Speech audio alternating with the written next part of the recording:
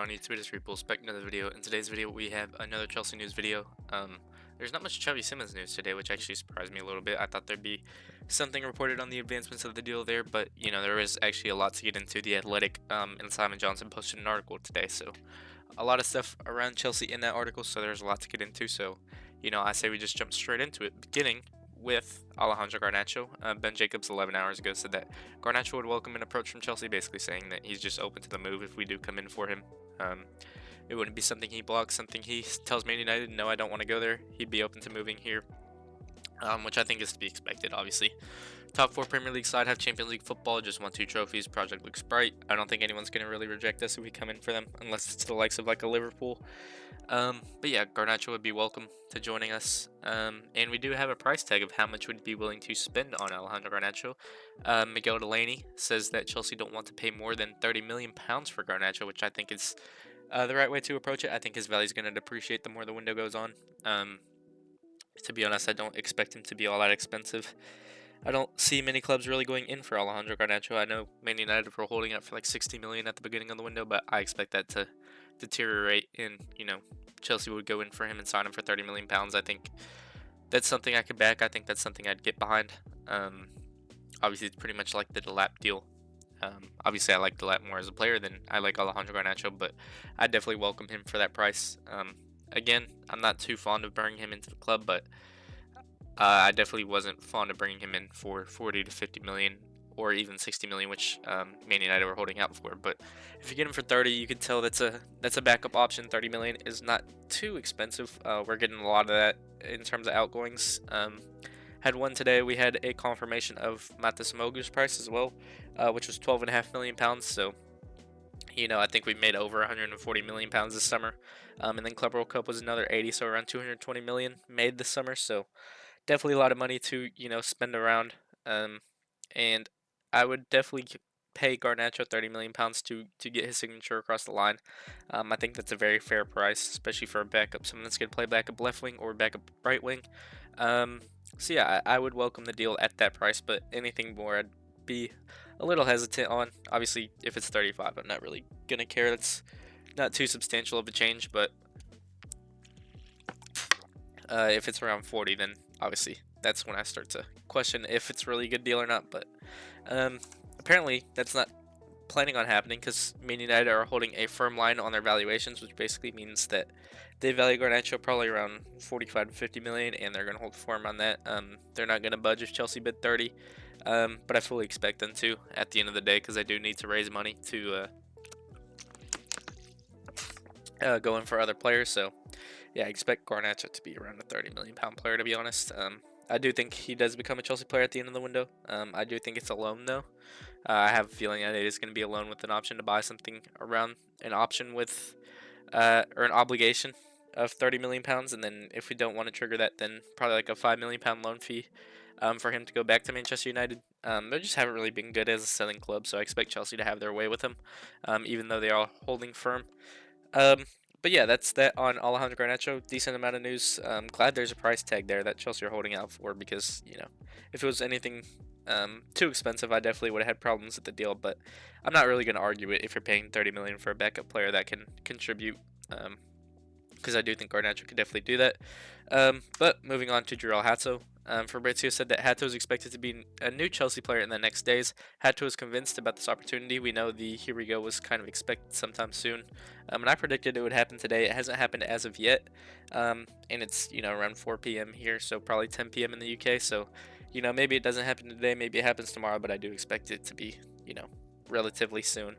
I do actually still think there's a chance of it happening today, pretty late on today, but yeah, I do think Hato could become a Chelsea player by the end of the week at the very at the maximum. I do think he's a Chelsea player by Friday or something like that.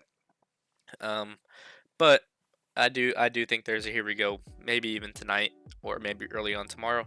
And I'm glad that he's convinced about the project. I do really like the player. I do really like the profile. Again, he can play left center back for us. He can play left back for us. I do think he's actually bringing predominantly a left center back at the start of the season, and then he'll provide backup to Karella when he needs it. But yeah, I do expect him to become a Chelsea player sometime soon. And there's more Fabrizio said that understand João Hato deal now very close with Chelsea. Here we go is coming soon. There's negotiations at the final stages with Ajax after this new direct talks today. Hato is waiting for the green light to travel and go sign with Chelsea as soon as possible. Basically saying, hey, we know this deal's pretty much across the line sometime soon. Can you just agree the fee? Let me go to London to, have my medical, sign the contract, get revealed as a new Chelsea player, and then, allow me to train so I can be ready with them for their game against Bayer Leverkusen on the 8th of August. But yeah, the deal is very close. That's what I'm saying. We could even expect the Here We Go sometime very soon at night. And, maybe it's while I'm making this video there's a Here We Go, to be honest. But, I'll keep refreshing my feed. If there's a Here We Go, then I will definitely bring it on screen. But as of now, I haven't seen anything. So I think we're getting away well. There was an Aaron Ramsdale Here We Go. That's the last thing I see. But, yeah, it doesn't seem like there's anything on this front as of now. But it could be anytime tonight. It could be even early on tomorrow. But, keep close tabs. If there is a Here We Go, then there may be a second video today, or this may actually just be included in this video if it happens while I'm recording. But more, if it allows me to. Fabrizio on Instagram said that Chelsea have almost agreed a transfer fee with over 40 million euros for Hato, which is around 36 million pounds, I think, something like that. So I expect it to be, a 40 million pound package instead of a 40 million euro package, which I still think is a steal for Hato and the player of his quality, and his age and his potential. I do think he could be a superstar in the future. So, I'm really excited for it, and I think, getting him in on this price of a deal is a steal for Chelsea. So, praise to them for the way they went about these negotiations. Yeah, I think, he's a really good player, can play multiple positions for us, and, really excited to see the way he contributes to the team next season, because, obviously he's going to have multiple roles playing in left center back or left back, depending on the opposition. So yeah, Hato seems like he is about to become a Chelsea player, so, we could expect that in the near future, maybe even tonight, as I said. But moving on, Nicholas Jackson, the Telegraph says that Chelsea value Jackson north of 60 million pounds, but there's a school of thought that the club would allow him to leave for a smaller price to keep him away from a Premier League rival. Yeah, I agree. I'd rather move him abroad than the Premier League, just because I do think he could become his top striker. I just think he needs a lot of development. But at the same time, I would just cash in, because I don't know if he can really train his ball striking more than he has. So yeah, I definitely would just take the money in this instance. I think he could be good at a Newcastle. I think he could be good at a Man United. But it seems like our valuation is north of 60 million. I know we're quoting teams for 80 million pounds, so hopefully get something near that if Jackson is to leave the club. But I guess we would take around 60 to 55 to keep him abroad and move him away from the Premier League, which I agree with. If he leaves to AC Milan or Juventus, I'd definitely let him leave for around 60 million pounds. But I definitely would just want to cash in, because I don't know how much he truly develops. But Jackson is not going to Manchester United due to Chelsea's demands. We know we're demanding 80 million pounds, and I really don't think Man United have the funds to pay for that anymore, especially after bringing in Cunha and Embuemo. Obviously paid, I think 135 million to bring the both in.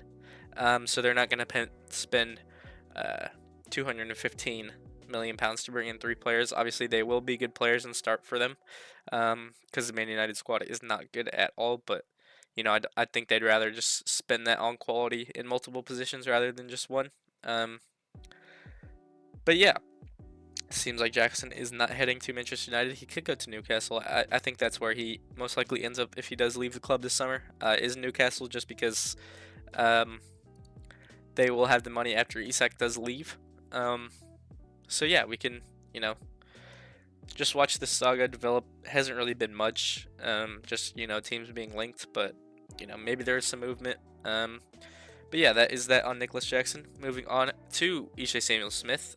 He's going to become a Strasbourg player on a permanent basis. Everything is now in place for the 19-year-old defender to move to the Stade de la Mer, I guess, after a breakthrough in transfer fee plus personal terms today.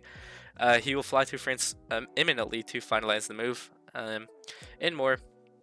This Arkansas says that Chelsea has sold Ishe Samuel-Smith to Strasbourg for a £6.5 million fee. Obviously, he's an academy boy. He's heading to our sister club. He's just going to develop there.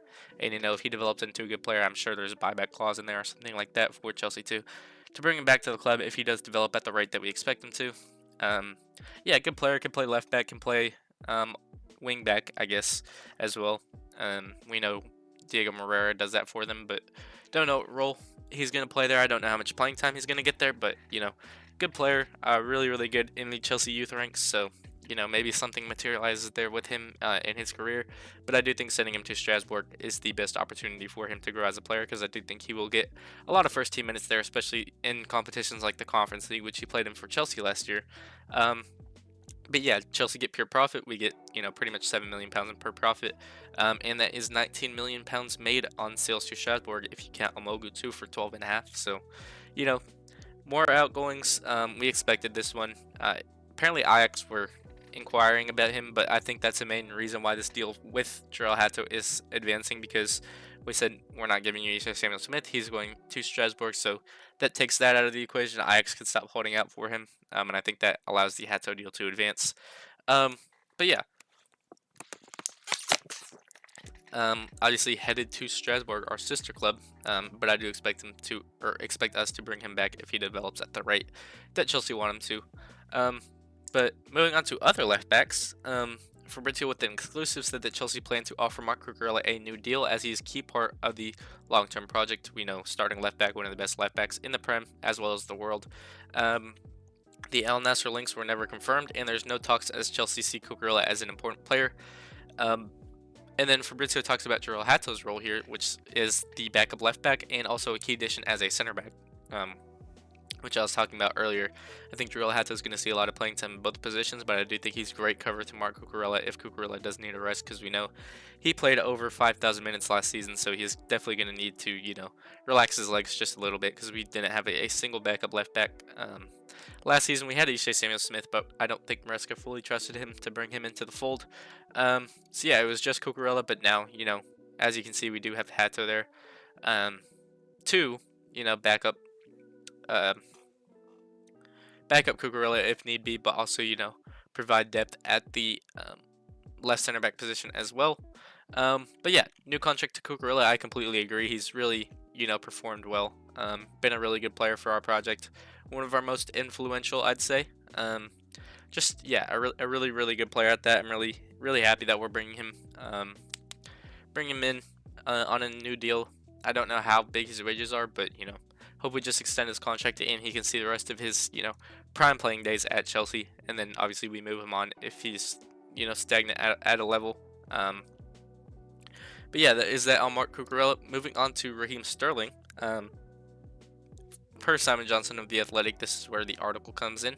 He said that Fulham are considering making a move for Raheem Sterling. Chelsea did not want to loan him out again and are looking for around £20 million. This is really down to Sterling and if he wants to reduce his wages, because we know he's on over £300 a week, or £300,000 a week, excuse me. And I don't think Fulham are ever going to be able to pay those prices unless they just become a mainstay. Yeah, I do think they move for him, and it's just down to Sterling to see if he wants to move or not. Stays in London. If Fulham do come in for him, I do think he could be a good player there. So, we'll see how that develop, or how the deal develops, and if anything materializes out of it. But yeah, I do think we could get around like 15 plus 5 for Raheem Sterling to move to Fulham. And I do think Chelsea would take that, and I think the player would definitely reduce his wages if he stays in London and is able to, I just lost my train of thought. Stay in London and, still play first team football at that. But moving on to other parts of the bomb squad.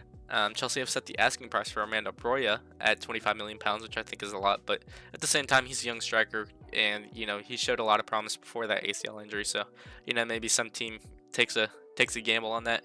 And then it says that Renato Vega is wanted by multiple UCL teams. We know Bayern Munich are in the mix. I don't know if Atletico Madrid are coming back or not, but yeah, it seems like Renato Vega will move at some point in the summer for around £35 million, something like that. And Broja, I think it's going to move for around 20 to 15, somewhere around the Raheem Sterling deal too. But if we get 25, we get 25. But But yeah, that's links on the bomb squad, and then the last player on the bomb squad and the last talking point of today is Ben Chilwell. Apparently Chelsea are struggling to offload Ben Chilwell. No club has come in for him yet. And if I bring up one of my previous tweets, I can see if I can find it. I was on if it takes this promote tab off of it. Here we go. Apparently barely interest in Ben Chilwell. If I just refresh this, can it take it? There we go. Apparently barely interest in Ben Chilwell. West Ham and Everton are the two inquiries. I asked that question to Ben Jacobs, a very reliable Chelsea source, on Alex Goldberg's playback, and that was the response I got. So it's only been inquiries, and it's from West Ham and Everton, but nothing has materialized. No club has really come in for Ben Chilwell, so don't know if he's moving. Don't know what the price tag is for him, but that's that on the bomb squad, and that is that for the video. If you did enjoy this video, please be sure to like and subscribe. We are, I think, like 5 subscribers away from 200, so if we could reach this goal by the time there's a drill Hato, here we go, then I'd really appreciate that. But as always, thank you again for watching. It's Repulse, and I'm out. Peace.